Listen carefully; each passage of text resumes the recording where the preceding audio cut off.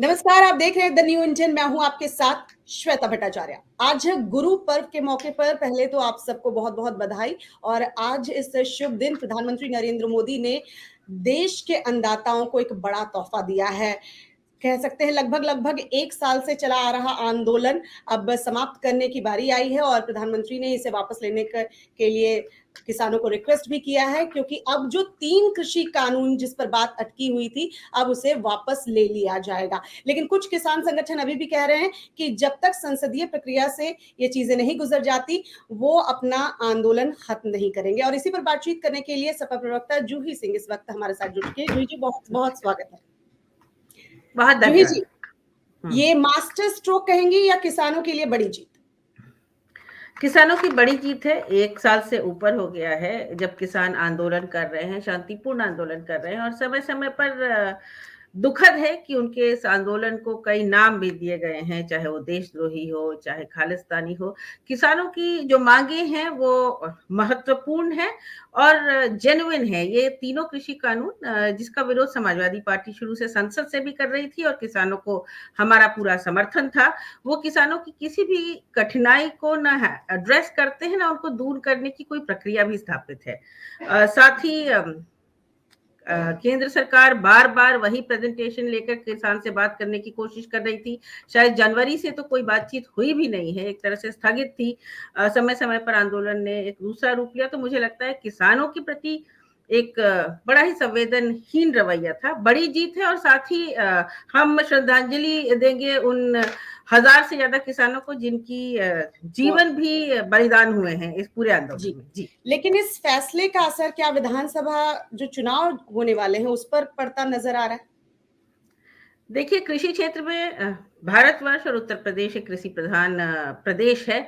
इसमें कठिनाइयां हैं और जेन्युइन कठिनाइयां हैं। क्रय केंद्र खुलते नहीं है, किसान को न्यूनतम समर्थन मूल्य मिलता नहीं है। साथ ही जो सरकार की तरफ से आंकड़े आते हैं न्यूनतम समर्थन मूल्य के भी, वो जो उत्पादन का खर्च है उसको नहीं अकाउंट पर लेते हैं। माल ढुलाई बढ़ गई है, सिंचाई महंगी हो गई है, डीजल और पेट्रोल महंगा हो चुका है, हमें खाद नहीं मिल रही, खाद की किल्लत के लिए कहीं कहीं किसानों को मार करनी पड़ रही है।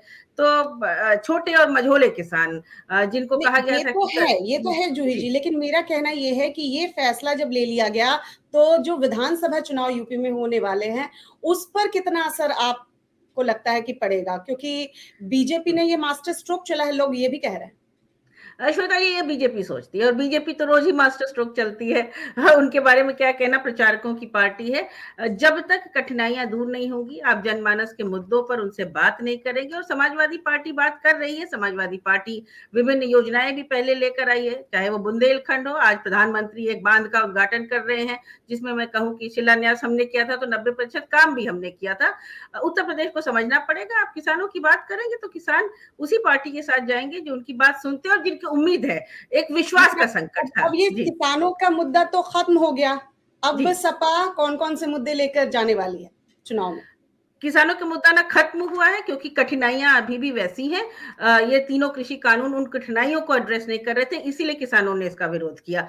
महंगाई निरंतर बढ़ रही है, बेरोजगारी बेतहाशा बढ़ रही है, रोजगार के कोई साधन न उत्तर प्रदेश में आ रहे हैं, न लाए जा रहे हैं, कानून व्यवस्था ध्वस्त है, बार बार देखा जा रहा है। और एक लोगों की सोच पर नियंत्रण करना, अगर हमारा कोई भी कार्यकर्ता या उत्तर प्रदेश का कोई भी नागरिक अगर फेसबुक या सोशल मीडिया तक पे लिख देता है तो मुख्यमंत्री की ये नीति कि हम ठोक देंगे, उस पर मुकदमा लिखा देंगे।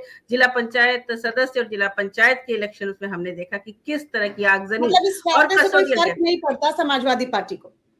समाजवादी पार्टी किसानों के साथ है, बहुत अच्छा है, किसानों की जीत है। समाजवादी पार्टी तो वैसे भी किसानों के साथ थी और उनके आंदोलन के साथ थी, हमेशा थी।